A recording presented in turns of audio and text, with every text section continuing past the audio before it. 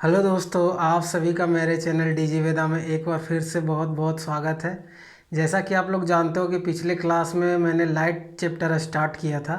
पिछला क्लास में मैंने लाइट का इंट्रोडक्शन दिया था। उसमें मैंने सारी चीज़ों को डिस्कस किया था कि लाइट जो है वो एक ट्रांसवर्स वेव है, जिसको इलेक्ट्रोमैग्नेटिक कैटेगरी में भी रखा जाता है। और बहुत सारी चीज़ें मैंने लाइट के बारे में बताया था कि लाइट का स्पीड सबसे पहले किसने बताया था, लाइट कैसे ट्रेवल करता है। ये सारी जो इंट्रोडक्शन हो सकता था वो मैंने पिछले लेक्चर में बताया था। आज लाइट का इंट्रोडक्शन के बाद का जो पोर्शन है उसको हम लोग पढ़ने वाले हैं। तो चलिए स्टार्ट करते हैं आज का क्लास। देखिए तो बच्चों, आज हम लोग पढ़ेंगे, सबसे पहले पढ़ने वाले हैं reflection of light. Reflection of light पढ़ने वाले हैं। इसको क्या बोला जाता है? इसको कई बार बोला जाता है law of reflection. Law of law of reflection. Basically बच्चों इसके दो लॉ होते हैं, वो मैं अभी बताऊंगा कि कौन कौन से लॉ होते हैं। तो सबसे पहले देखिए रिफ्लेक्शन, परावर्तन। रिफ्लेक्शन को क्या बोलते हैं बच्चों? परावर्तन। परावर्तन और लाइट तो जानते ही। देखिए बच्चों, जैसा कि आप लोग सब जानते होंगे कि अगर आप मेरे को देख पा रहे हैं कैमरा में, तो क्यों देख पा रहे हैं? यहाँ पे मैंने आसपास में लाइट जला रखा है। वो सारा लाइट मेरे ऊपर क्या हो रहा है? पड़ रहा है। उसके बाद मेरे शरीर से, मेरे टी शर्ट से रिफ्लेक्ट होके ये कैमरा में कैद हो रहा है और आप लोग मेरे को देख पा रहे हैं कि मैं रिकॉर्डिंग कर रहा हूँ। तो किसी भी वस्तु से जब लाइट टकरा के लौटता है तो उसको बोला जाता है रिफ्लेक्शन, मतलब परावर्तन। अगर रिफ्लेक्ट ना करे, उससे पार हो जाए, तो उसको रिफ्रैक्शन बोला जाता है। वो मैं आगे डिस्कस करूँगा। अभी तो हमारा डिस्कशन है वो रिफ्लेक्शन पे है।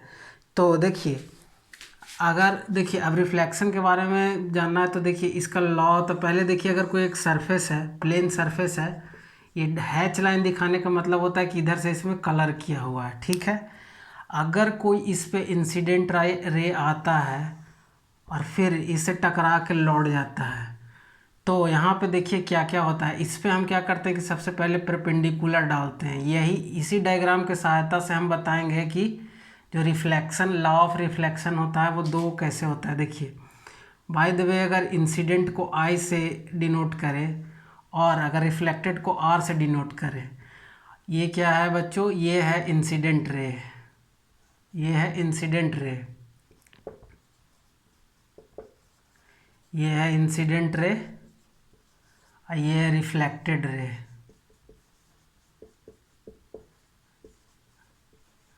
मतलब कि ये आपतित किरण, हिंदी भाषी वाले सुन लीजिए, आपतित किरण। बच्चों जो इंग्लिश में नहीं समझ पा रहे हैं, बच्चों हिंदी में सुन लीजिए, आपतित किरण। इसको क्या बोलते हैं बच्चों? रिफ्लेक्शन के बाद ये एरो ऐसे नहीं होगा बच्चों, एरो ऐसे होगा, क्योंकि रिफ्लेक्शन के बाद इधर जाएगा। ये सरफेस से रिफ्लेक्ट हुआ और इधर आ गया, तो इसको बोलेंगे परावर्तित किरण। देखिए ये तो हो गया रिफ्लेक्शन ऑफ लाइट। देखिए अब इसमें होता क्या है कि यहाँ से देखिए, यहाँ से इसको जो डालते हैं इसको बोला जाता है परपेंडिकुलर, जिसको हिंदी में लंब बोला जाता है। परपेंडिकुलर डाला जाता है। तो इसमें दो लॉ हो गए, फर्स्ट लॉ और सेकेंड लॉ। रिफ्लेक्शन का जो फर्स्ट लॉ है उसको हम लोग लिखते हैं। फर्स्ट लॉ ये होता है बच्चों कि ये इंसिडेंट लाइट, जिसको अगर हम आई से डिनोट कर दे, और रिफ्लेक्टेड लाइट उसको अगर आर से डिनोट कर दे, ये लंब है उसको अगर सिंबल में परपेंडिकुलर ऐसे दिखा दे, इसको आप अपने लैंग्वेज में लिख लीजिएगा, थोड़ा सा वर्क किया कीजिए, तब आपका अंडरस्टैंडिंग ज़्यादा होगा। ये इंसिडेंट रे हो गया, ये रिफ्लेक्टेड रे हो गया, ये परपेंडिकुलर हो गया। इसको मैं शॉर्ट में लिख रहा हूँ ताकि वीडियो ज़्यादा लंबा ना हो, आप लोग ज़्यादा से ज़्यादा कंटेंट को समझ पाएँ। तो ये आई हो गया बच्चों, ये आर हो गया, परपेंडिकुलर हो, ये तीनों all lies in same plane. ये आप लिख लीजिए अपने नोटबुक में। मतलब ये तीनों एक ही सतह में होना चाहिए। तो फर्स्ट लॉ यही हो गया। तीसरा क्या? देखिए फर्स्ट लॉ तो ये हो गया। दूसरा लॉ क्या हो गया बच्चों? पहला लॉ मैंने क्या बताया कि आपतित किरण, परावर्तित किरण और उस पर डाला गया लंब, तीनों एक ही प्लेन में लाइज करता है। ये तो हो गया फर्स्ट लॉ। और देखिए दूसरा क्या होता है कि एक और होता है कि देखिए दूसरा लॉ क्या होता है कि इंसिडेंट एंगल यानी I, incident angle is equal to reflected angle.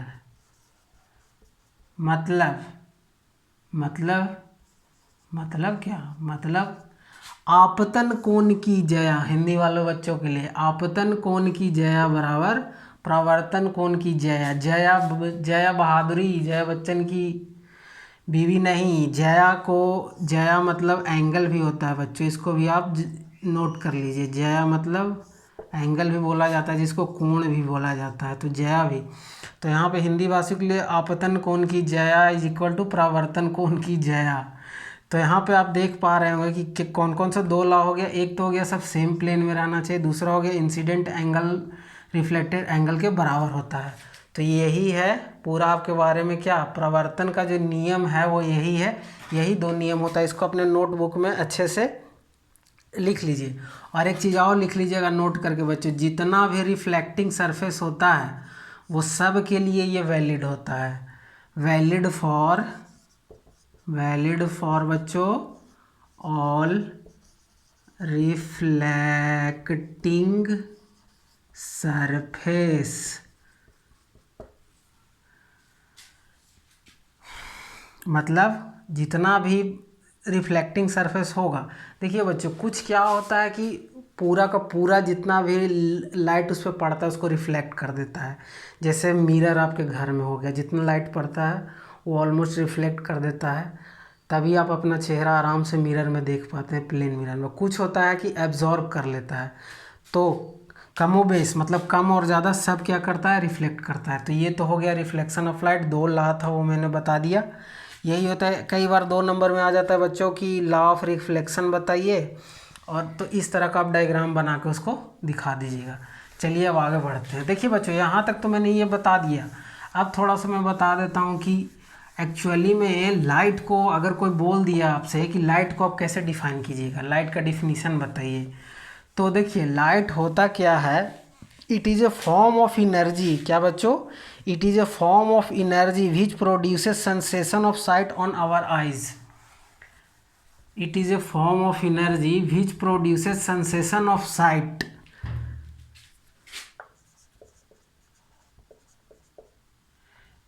देखिए क्या होता है बच्चों, सेंसेशन ऑफ साइट क्रिएट करता है, सेंसेशन ऑफ साइट। इसको आप अपने नोट में लिख लीजिए, इसको मैं सिर्फ हाईलाइट करके लिख रहा हूँ, इससे फिर मैं बोलता हूँ, सुनिएगा। It is form of energy which produces sensation of sight on eyes. मतलब ये एनर्जी का एक रूप है जिससे हम लोग किसी भी वस्तु को अपने आँखों से देख सकते हैं। It is a form of energy which produces sensation of sight on eyes या ऑन आवर आइज। जैसे मानो लिटरेचर का क्लास है नहीं बच्चों, आप लिटरेचर बना के लिख लीजिए, आप लोग लिटरेचर में बहुत माहिर है, आराम से इसको बना के लिख सकते हैं। तो सेंसेशन ऑफ साइट प्रोड्यूस करता है, ये एनर्जी का एक फॉर्म है जिस कारण से हम सारी चीज़ों को आसानी से देख पाते हैं बच्चों। तो ठीक है, अगर कोई आपसे लाइट का डिफिनीशन पूछे बच्चों तो आप आराम से, ये वाला बहुत ही स्टैंडर्ड डिफिनीशन है, इसको आप कोट कर सकते हैं कहीं भी, कोई भी परेशानी नहीं होगा बच्चा। ये बहुत ही स्टैंडर्ड डिफिनीशन है लाइट का। तो ये तो था बच्चों लाइट का डिफिनीशन। चलिए अब इससे आगे थोड़ा सा बढ़ते हैं। देखिए बच्चों अभी आपके दिमाग में एक चीज़ आना चाहिए कि आखिर जो लाइट जो प्रोड्यूस होता है वो कितने तरह का सोर्स होता है। तो लाइट प्रोड्यूस करने वाला बच्चों मेनली 2 सोर्स होता है बच्चों। एक होता है ल्यूमिनस, क्या क्या, एक ल्यूमिनस होता है, ल्यूमिनस मतलब एक ल्यूमिनस होता है बच्चों, दूसरा होता है नॉन ल्यूमिनस। एक होता है ल्यूमिनस, दूसरा नॉन ल्यूमिनस। मतलब एक जिसको हिंदी भाषी वालों के लिए दीप्त, एक बच्चा अदीप्त। मतलब अब आपसे पूछा जाए कि ल्यूमिनस क्या क्या हो गया, तो हमारे तेज बच्चों आराम से बताइए, सन हो गया, सन के लाइक और जो भी स्टार्स है, स्टार हो गया, आईटीसी, आपके घर में टॉर्च है, टॉर्च हो गया, बल्ब हो गया, ये जितना है ये क्या है बच्चों, ये ल्यूमिनस के कैटेगरी में आता है बच्चों। और नॉन ल्यूमिनस में क्या हो गया बच्चों, मून। अब बोलिएगा बच्चा चंदा मोहम्मद दूर के पुए पकाए गुड़ के, मून कैसे हो गया, मून से तो लाइट आता है, लेकिन बच्चों मून का अपना लाइट नहीं होता, ये सन के लाइट से चमकता है, तो इसमें मून हो जाएगा। टेबल हो जाएगा, और जिस पे आप बैठ के पढ़ रहे हो वो चेयर हो जाएगा, ट्री हो जाएगा, ETC जिसका अपना लाइट नहीं होता। आप जो किताब लेके पढ़ रहे हैं वो भी क्या आएगा, इसी कैटेगरी में, बुक भी लिख लीजिए। तो ये क्या क्या हो गया बच्चों, जिसका अपना लाइट ना हो उसको बोलते हैं नॉन ल्यूमिनस। तो लाइट मेनली दो तरह से प्रोड्यूस होता है, दो मेन सोर्स होते हैं, एक होता है बच्चा ल्यूमिनस यानी कि दीप्त, एक होता है बच्चा नॉन ल्यूमिनस यानी कि अदीप्त। तो ल्यूमिनस में आप ये सब लिख दीजिए बच्चा, और नॉन ल्यूमिनस में ये लिख दीजिए। तो चलिए ये तो हो गया लाइट ऑफ सोर्स। अब मैंने ये भी बता दिया कि अब देखिए सबसे पहले आप लोग जब आप नोट्स बनाइएगा बच्चों, तो मैंने जो लाइट का डिफिनीशन बताया उसको सबसे पहले आप लिखिएगा, लाइट का डिफिनीशन सबसे पहले लिखिएगा, उसके बाद लाइट का सोर्स लिखिएगा बच्चों। कौन कौन सा सोर्स होता है बच्चों, ल्यूमिनस और नॉन ल्यूमिनस। दीप्त और अदीप्त मतलब कि जिससे खुद लाइट निकलता, आपसे लाइट निकलता है नहीं निकलता है, तो आप क्या आएंगे अदीप्त में। लेकिन बोलिएगा सर आपका चेहरा चमक रहा, अरे ऑयली फेस है इसलिए चमक रहा है, मजाक कर रहा हूँ, रिफ्लेक्ट होने के कारण चमक रहा है। तो कुछ वस्तु जो होता है वो दीप्त होता है, कुछ होता है वो अदीप्त होता है। देखिए अब चलिए आगे बढ़ाते हैं अपने लेक्चर को बिना टाइम खराब किए। 2020 के ज़माना में 20 मिनट का लेक्चर पढ़िए और अपने सिलेबस को कंप्लीट करिए, क्योंकि बच्चों आपका एग्जामिनेशन का डेट आ चुका है। कब से है आपको ही पता होगा, मुझे भी पता है, 15 फरवरी 2020 से। तो इसको दिमाग में रखते हुए आराम से पढ़िए, जल्दी जल्दी पढ़िए, वीडियो लेक्चर देखिए, कोई कन्फ्यूजन हो तो कमेंट बॉक्स में पूछिए। तो चलिए अब इससे आगे बढ़ते हैं। अब देखिए अब हम लोगों ने क्या क्या चर्चा कर ली, अब हम लोग चलते हैं स्फेरिकल मिरर की तरफ। स्फेरिकल मिरर, कि स्फेरिकल मिरर होता क्या है। देखिए बच्चों प्लेन मिरर होता है और स्फेरिकल मिरर होता है। तो पहले मैं प्लेन मिरर के बारे में बात करूंगा, उसके बाद फिर मैं पहले स्फेरिकल मिरर के बारे में बात करूंगा, फिर प्लेन मिरर के बारे में बात करूंगा। तो देखिए स्फेरिकल मिरर होता क्या है। स्फेयर का मतलब क्या होता है बच्चा, गोला। गोला का मतलब देखिए दो तरह का मेनली होता है, एक होता है बच्चा कॉनकेव केव यानी गुफा, और एक होता है कॉन्वेक्स। देखिए अगर कौन सा गर, अगर इसका ये वाला सरफेस अगर रंजित किया हुआ हो, हिंदी वालों के लिए रंजित यानी रंगा हुआ हो, अगर इसका ये वाला सरफेस रंगा हुआ हो, पूछिएगा रंगते का है तो भी बता देते हैं। देखिए बच्चा, देखिए मेरे प्यारे बच्चों, घर में अगर आपके घर में मिरर होगा, आप लोग बहुत चेहरा देखते हैं, चेहरा चमकाते हैं, तो आपके घर में जो मिरर होगा वो इस टाइप का कुछ मिरर होगा, पीछे ये ऐसे हैंडल टाइप का कुछ ऐसे लगा हुआ है, जिसे पकड़ के आप दिन भर अपना चेहरा टकटकाते रहते हैं। तो इसमें देखिए ये आप हैं, बहुत ही खूबसूरत, हंस भी रहे हैं। चलिए बहुत अच्छा बात है, हंसना चाहिए, स्माइल इज ए टॉनिक, ठीक है। तो देखते हैं, तो देखिए होता क्या है बच्चा, यहाँ पे जो सरफेस रहता है, यहाँ पे क्या किया जाता है बच्चा, कोटिंग किया जाता है, मतलब परत चढ़ाया जाता है। ये परत क्या कर अच्छा बता, ये परत रहता है Hg का, Hg मतलब पारा, Ag मतलब चांदी, पारा, और कई बार पारा कई बार चांदी का यहाँ पे एक परत चढ़ाया जाता है। तो कैसे चढ़ाया जाता है, सबसे पहले मान लिया एक मिरर है, तो यहाँ पे क्या करते हैं कि पारा या चांदी का ऐसे परत चढ़ा देते हैं, एकदम शाइनी सरफेस हो जाता है। उसके बाद फिर से बच्चा पेंट कर देते हैं, तब क्या होता है, ये जो चमकीला सरफेस जो ये लाल वाला दिख रहा है बन गया। अब कोई लाइट आएगा तो इस पर क्या होगा, चमकीला चीज़ से रिफ्लेक्ट हो जाएगा, तो रिफ्लेक्ट हो जाता है और अपना हंसता हुआ चेहरा आप आईना में देख लेते हैं, आईना में देख लेते हैं। तो ये याद रखिएगा किसका परत चढ़ाया जाता है बच्चा, पारा और चांदी का यहाँ पे चढ़ाया जाता है। उसके बाद एक कोटेड पेंट कर दिया जाता है। तो ये तो था प्लेन मिरर के बारे में थोड़ा सा, तो ये मैंने अभी बता दिया। चलिए अब हम लोग का स्फेरिकल मिरर जो चल रहा था उसके बारे में बात करते हैं। देखिए स्फेरिकल मिरर इसका नाम क्यों पड़ता है, एक्चुअली में होता क्या है बच्चा कि ये स्फेयर में से काट के बनाया जाता है। इस टाइप का स्फेयर रहता है बच्चा, उस टाइप में से ये काट के बनाया जाता है। वह स्फेयर है तो इसका सेंटर भी होगा, इसमें भी बच्चा स्फेयर है तो इसमें क्या होगा बच्चा, सेंटर होगा। देखिए तो ये भी सेंटर होता है, तो ये स्फेयर से काट के बनाया जाता है बच्चा, इसलिए इसको क्या बोला जाता है बच्चों, स्फेरिकल मिरर। देखिए अब स्फेरिकल मिरर होता है तो जब इसमें हम लोग इसको क्या करते हैं, इसको सबसे पहले नेमिंग करते हैं। ये कौन सा हो गया बच्चा, ये हो गया कॉनकेव, हिंदी वालों के लिए अबतल। कौन सा तल, अबतल। और ये क्या हो गया बच्चा, कॉन्वेक्स। इसको क्या बोलते हैं बच्चों, उत्तल, उत्तल दर्पण, अवतल दर्पण। तो ये हो गया उत्तल दर्पण, ये हो गया अवतल दर्पण। देखिए यहाँ पे जो अब इसमें कुछ टर्मिनोलॉजी है। देखिए अब स्फेयर है बच्चा, तो स्फेयर का जानते होंगे कि एक रेडियस भी होता है, तो ये हो गया इसका रेडियस, जिसको सेंटर ऑफ कर्वेचर बोला जाता है, जिसको शॉर्ट में सीसी से डिनोट किया जाता है। इसको लिखते जाइए। और एक चीज़ और बच्चा, जो भी जैसे देखिए यहाँ से यहाँ तक जो पेंट किया हुआ है, तो इसका जो सेंटर होता है, पेंट किया हुआ भाग का जो सेंटर होता है, उसको क्या बोलते हैं बच्चा, पोल बोलते हैं। इसमें भी सेम चीज़ हो जाएगा बच्चा, जब इसमें क्या होगा, जो पेंट किया हुआ भाग रहता है, इतने में पेंट करते हैं बच्चों। ये मैंने डॉटेड इसलिए दिखाया है कि आपको समझ में आए कि इसको स्फेरिकल मिरर बोलते क्यों हैं।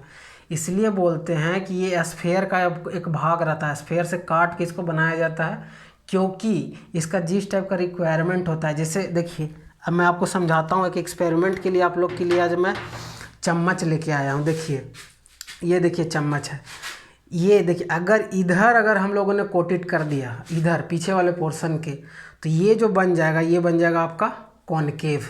ये क्या बन जाएगा, कॉनकेव। देखिए ऐसा है, कॉनकेव बन गया। इधर कोटिंग हो गया, तो इधर से जब जो लाइट आएगा, जो रिफ्लेक्ट होगा, तो ये जो बन गया इसको बोलते हैं कॉनकेव।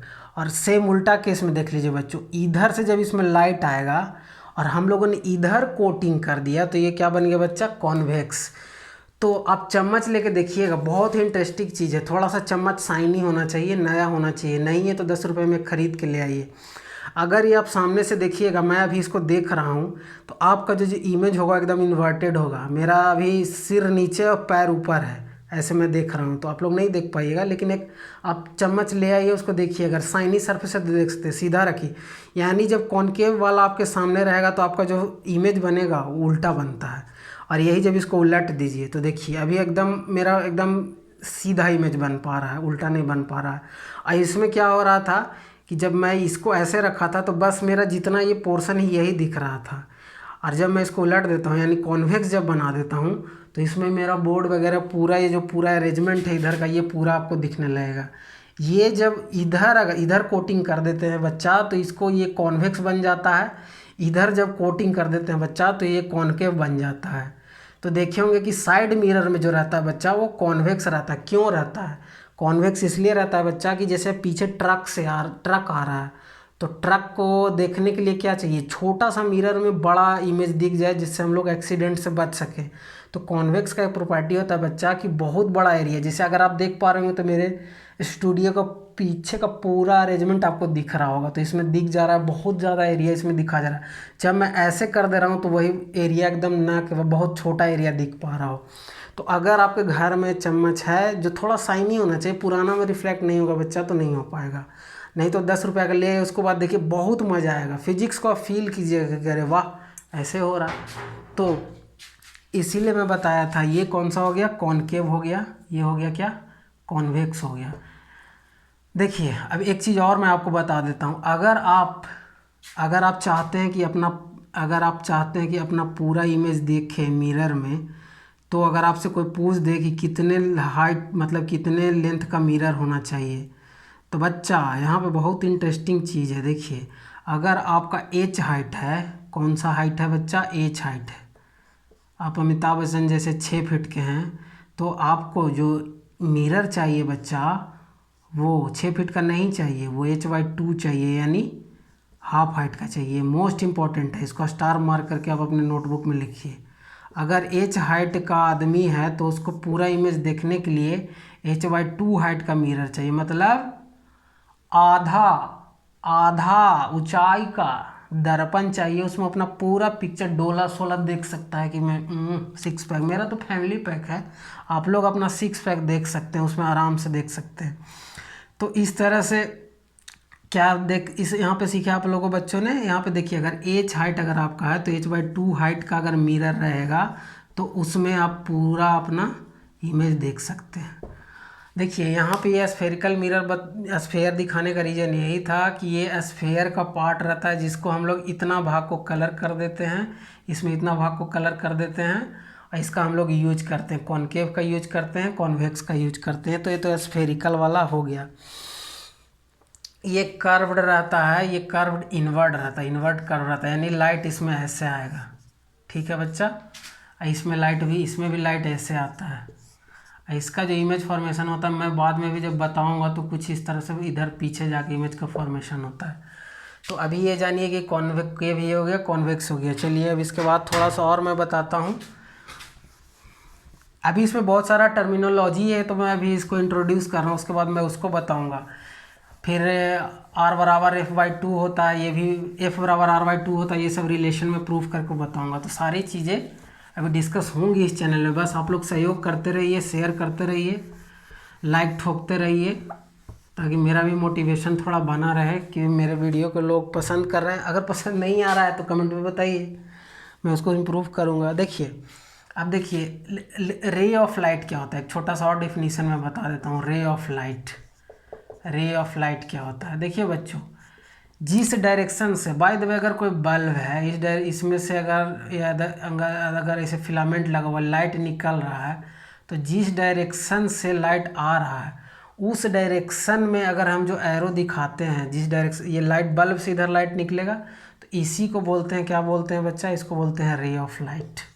रे ऑफ लाइट ये कितने तरह का होता है बच्चा। एक होता है कन्वर्जिंग। देखिए अगर बहुत सारे सोर्स से आके एक जगह पे मिल रहा है तो इसको क्या बोलते हैं बच्चा, कन्वर्जिंग। इसको क्या बोलते हैं, कन्वर्जिंग।